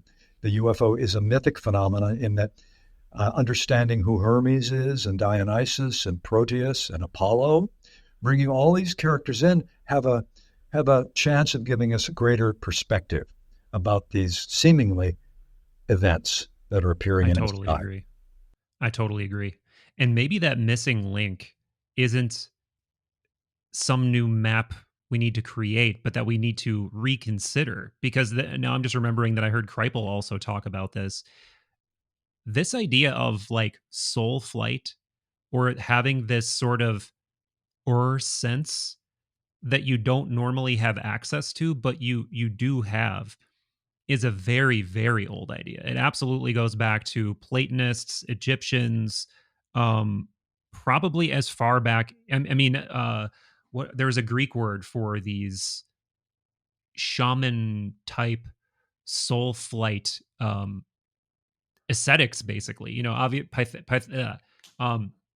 Pythagoras is the most famous one, but he's just one. I can't think of the Greek phrase for them right now, but it's a word that translates to something like seer healer or something like that. But Yatromontes maybe. And these people, what did they do? They would go into a cave or they would go into some isolated place and they would journey with their soul. And in some cases, people would see them. Like they would bilocate. They would do all these things that people are not supposed to be able to do. And you start to find out that this idea, like one of the Greek ideas is the okima pneuma, which is like the soul vehicle. this is a very old idea. This is not, it sounds new age to talk about things like out of body experiences, but it is not new. And there's people that talk about them. If you dig into the real esoteric weeds, you will find this stuff. And the idea of that when you gain some kind of awareness of this, it sounds incredibly similar to near death experiences in that you have this 360-degree sort of awareness it's not really sight, it's not really smell or feeling, it's sort of everything condensed into one. And I'll tell you, on heroic doses, I've had what feels like that, like the knobs being turned up on everything to a point where it's all sort of like morphing into one extremely sensitive thing that feels just over, like, usually I'll have some kind of like ambient playlist going or whatever.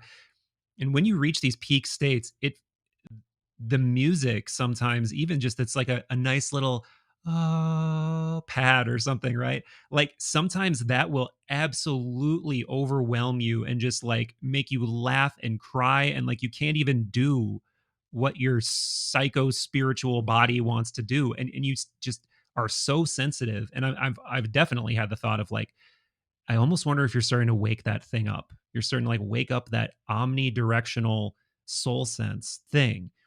And this ties back into Jung and Kreipel, because I remember Kreipel saying on some podcast, maybe these lights, these spheres that we're seeing are soul flight. Because what do the Platonists and all the mystics say the soul is? It's a sphere.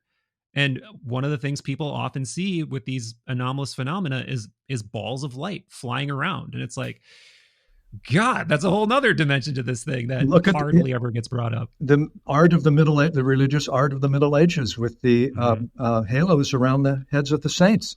Those are orbs of light.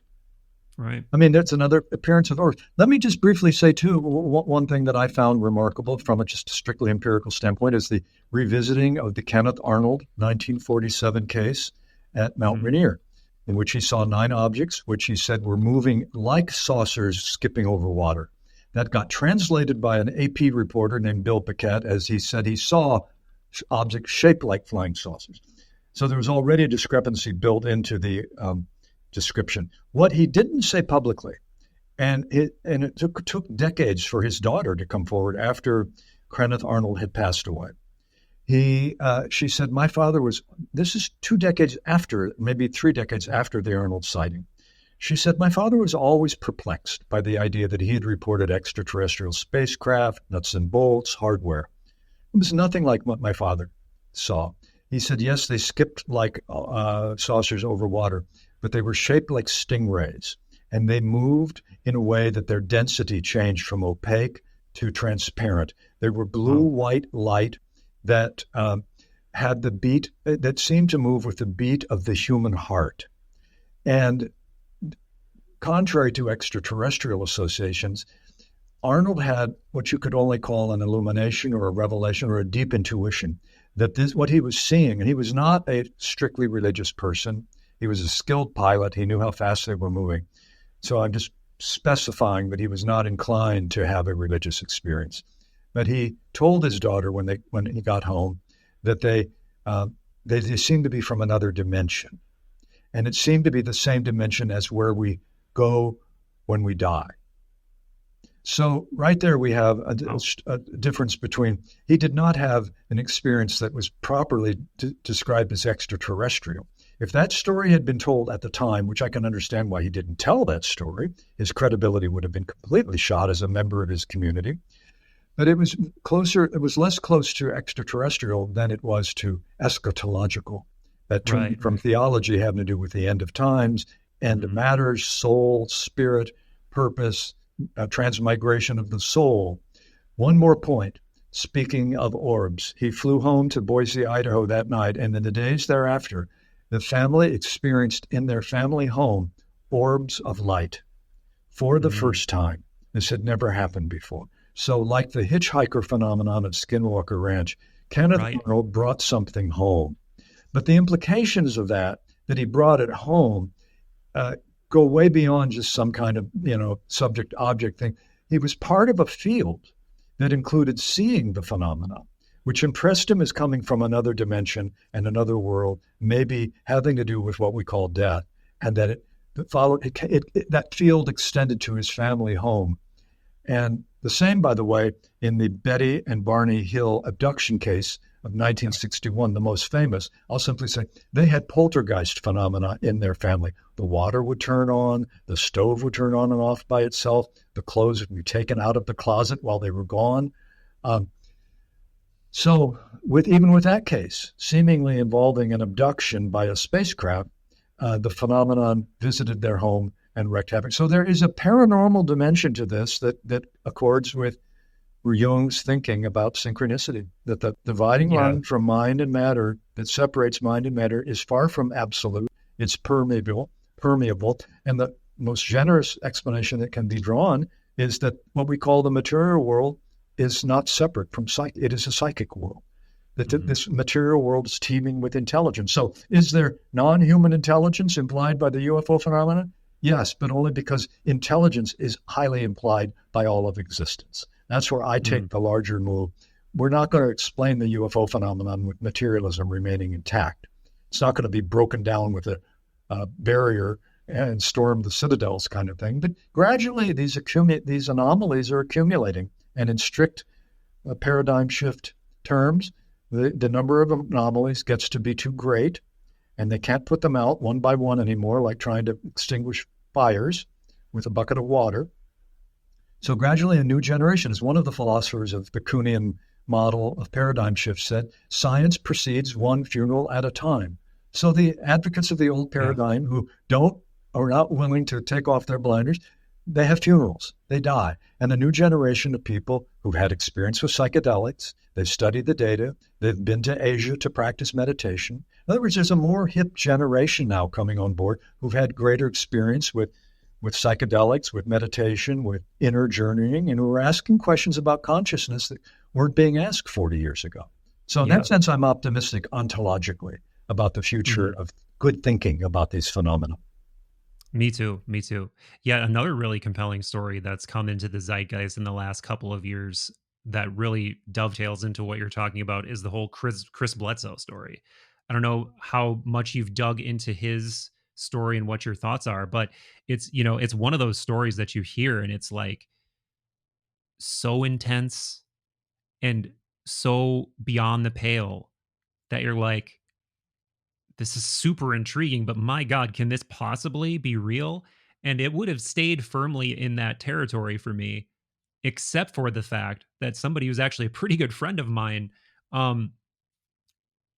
connected with Ryan Bledsoe, his son, and her name's Molly. She's been on the show. This is like public knowledge.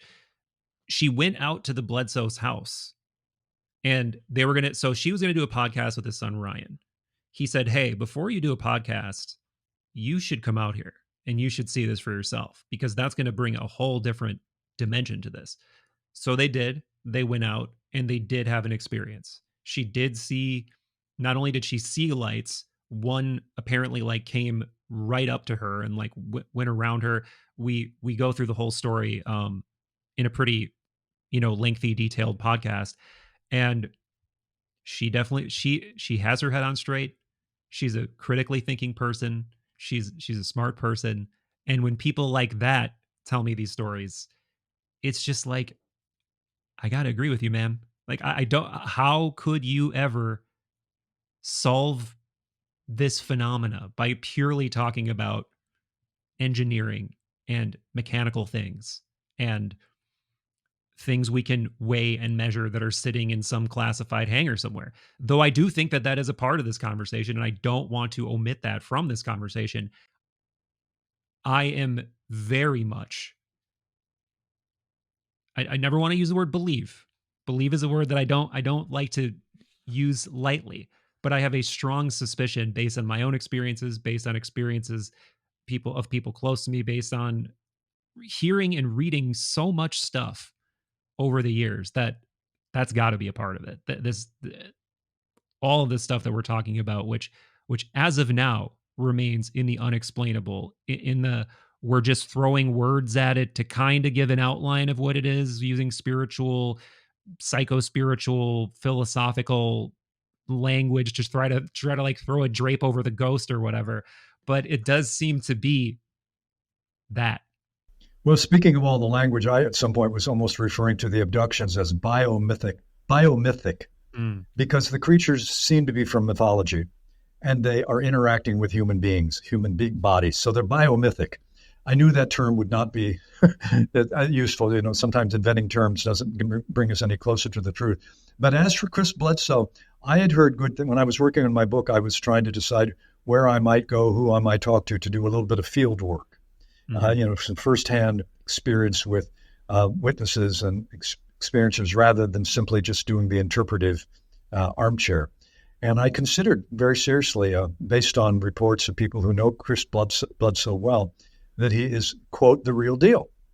And I got in touch with Bledsoe. We went back and forth by email. I think we might have talked by phone once. And he kept saying, I've got a lot going on, but I could have you come out to Virginia.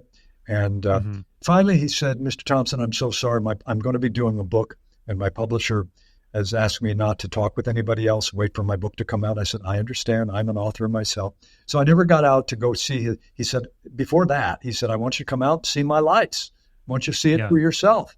So I was eager to do that. Instead, the major field work I did was to Pascagoula, Mississippi, to spend some time in the last year of his life with Calvin Parker of the famous double abduction case of 1973. And powerful story from a human level. This is a guy who spent his own time in the wasteland, in the underworld, which I think is exactly where the abductees and experiencers end up, which, by the way, I don't think is nearly always a bad thing, because not being believed by your culture, there are worse things than that.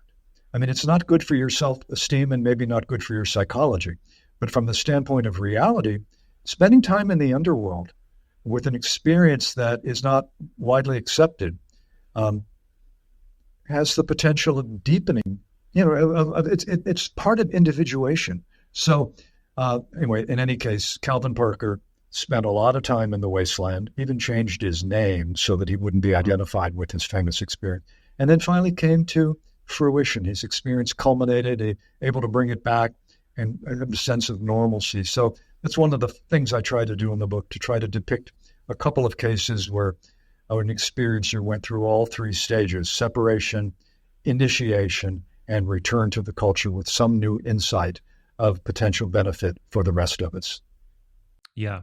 Yeah, that is really powerful. And I'm a huge Joseph Campbell fan. He's been such a huge influence on me. And like he in a lot of ways is what I think what one of my gateways into Jung was, because he obviously had such immense respect for Jung and mentions Jung so many times. And I was like vaguely aware of him, but then I think I was like, man, he really seems to be highly inspired by this guy. So I need to do a deeper dive into him. And then that led me to Jung, which obviously is one of, I think, the most important philosophical discoveries of my life.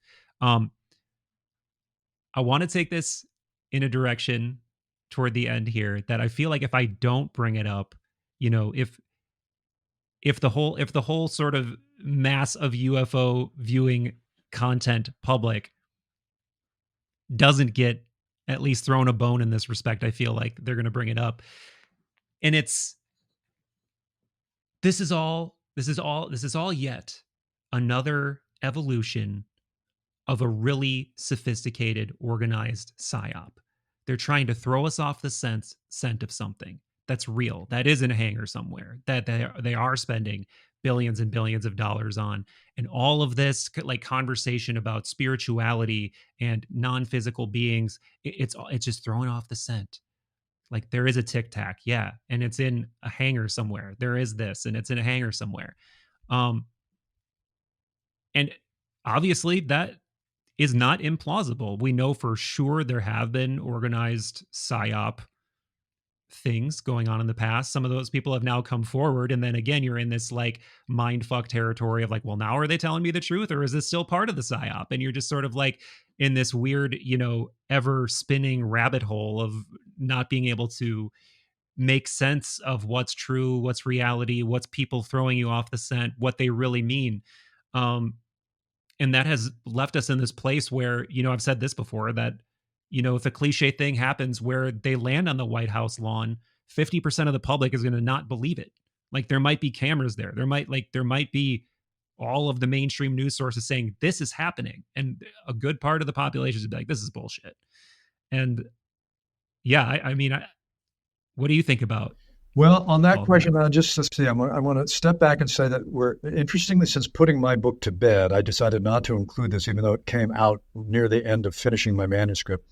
This individual named David Grush, who Yeah. came forward last year with a background impeccable, as far as I can tell, in terms of his service to his country, decorated and very high levels of classification, which, by the way, according to the PSYOP perspective, is all the more reason to be suspicious that he's on the level. Right. Okay, got it. I get that there is a quality of self-sealing, that doubt in our culture now is so pervasive. We have been misled on so many things. Look, I don't want to start surfacing various incidents, but the Kennedy assassination and the Warren Commission didn't get the whole story right. Probably the Robert Kennedy shooting, we don't have the full story. The COVID thing we've just gone through. I don't want to take stands on the content, but we now know that stuff was simply made up, stand 6 feet apart. There was no scientific basis for that. It was just, anyway.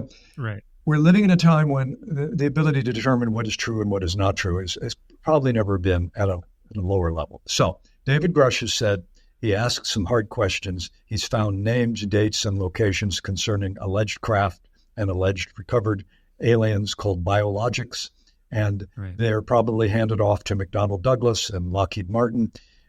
If that's true, there's a couple of implications. One is Lockheed Martin and McDonnell Douglas are probably very busy moving stuff. We should expect to see U-Hauls outside those, but where are they going to move this stuff? So I see, let's just say they finally, some whistleblower comes through, finds definitive evidence, reveals it. What will it be, a photograph? Will it be an actual piece of the craft? Will it be How will we even verify that it's what it's said to be? So I don't see any way out of this information loop, short of them, whatever they are, whatever this is, making some kind of empirically very sharp differentiating move to distinguish itself. Instead, I see it working, as Jacques Vallée calls it, a control system. Not that they're trying to control us, but it's like a thermostat. It measures our response constantly as part of a cybernetic understanding of it's trying to shape our beliefs. Vallée ultimately concludes that all of these claims about empirical evidence that is hidden and will be revealed, the disclosure metaphor is very much like the return of Jesus, frankly, the expectation of the second coming. I know that sounds, look, I'm open to the possibility that David Grush is on the level and that something could be revealed. So I'm there. I'm also aware of the structure of it is very much like Jesus is coming any day now. Any day now, the lid on the government cover-up is going to blow sky high. So the end of the day, I think that all of those information leads are part of a mind meld, to use your phrase, that I don't think we can stand outside of easily and say what's accurate versus what's not accurate, because every observation points back to an observer with a viewpoint, with a perspective. So even there, the gap, the divide between the objective, which I should be able to describe as something separate from me, and the subjective, the gap between those two tends to collapse. And there's simply a cycle of information that is not easily vetted. So I don't know if it sounds like I danced around your answer, but I do know that for certainly a very strong legend, belief within the UFO field has been for 8 decades now. Any day now, the lid on the government cover-up is going to blow sky high. Maybe we're closer with David Grush. But in any case, the PSYOP phenomenon is real in many parts of life, including our political dialogue right now, which I'm not even going to touch on the play in that field, because it's just it's incomprehensible. It is so incredibly toxic, and I know that that's a world that you have been a part of, at least at points in your life. And I'm tempted to ask you about it, but I won't, at least on the air. But Oh, there's one other thing I did want to ask you Yeah. about before we wrap up. Did you have a chance to at least skim or get the gist of that um, Harvard crypto terrestrial paper that was going around a couple weeks ago? Oh yes, I did. And I'm not quite sure what to make of it yet. So um, I'm going to sort of be agnostic about it, and rather than comment real deeply. I do want to though go. It reminds me of something I wanted to say. Even Lou Elizondo, the former head. I know some people say he never headed up anything in the Pentagon. That's not accurate. He did. At whatever level of official status that group had, they were studying UFOs, and he was ahead of it. So I was surprised to hear a strong disclosure expert. I said, well, aren't you optimistic about Lou Elizondo's book? He said, no. I said, why? He said, because he's got an intelligence background too. He's got a counterintelligence background. So there is simply no leeway among some people to believe that you can be in service to your country's intelligence apparatus. You can be in genuine service in an organization that's done a lot of bad stuff. MK Ultra was a really bad deal. Look it up. Anybody who doesn't know what MK Ultra and the CIA's use of psychedelics. But there are people in the intelligence services that I admire and respect and who truly joined the services for their country. I have no reason to think that Lou Elizondo is not one of them. But I was really surprised to see a hardcore disclosure advocate say, well, I don't believe anything Lou Elizondo. He's part of a strictly controlled disclosure, which will actually result in it being covered up. I told him, I said, well, if that's your belief, then there is no criteria by which there can be disclosure, because every attempt to do so can be explained away as not the whole story. It ultimately, I'm going to touch on this. I came to a conclusion after I wrote the book about the word metanoia. The word metanoia often refers to a breakthrough, an illumination of deep truth. The spiritual revelations are often called an example of metanoia. But there's another kind of noia, we call it paranoia. And that is knowledge off to the side. So metanoia is knowledge beyond ordinary reality that tells us there's a bigger reality. Paranoia is generally disordered thought process. And the resemblance between metanoia and paranoia can be very close. They can be seen very similar. So the expectation of a sudden metanoia sounds great. Will there be a breakthrough, of a real clean breakthrough of information? We can say, finally, we can put this to bed. Or is there grounds for thinking that that's actually a paranoid expectation? It's a kind of paranoia built into that. So the overlap, I guess, a Venn diagram of overlapping metanoia and paranoia. What is accurate knowing with a phenomenon like this? Right. And forget about pronoia. All the people will be like, of course there are aliens, and I am one. I'm a starseed. I'm in touch with them right now. I'm actually not human. Like there's that whole element to this conversation too. That's just like, and I'll just say this because I mean it'd be fun and easy to beat up on those people, but it's a be careful what you wish for, right? Because it's like, okay, let's say you get that metanoia breakthrough, ontologically staggering experience. Let me tell you, that has like a little bit of a throw it on the pile type of, I'm not done making sense of quantum physics. I'm not done making sense of consciousness. I'm not done making sense of AI. I'm not done making sense of all these other things. Let's throw that on there too. It's throw it on the wood pile.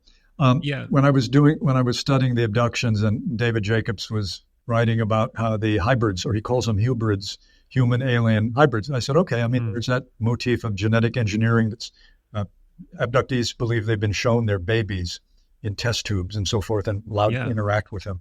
So the question I had is, where are the hybrids then? Where are they? I'm just, okay, it's not meant to be an antagonistic question.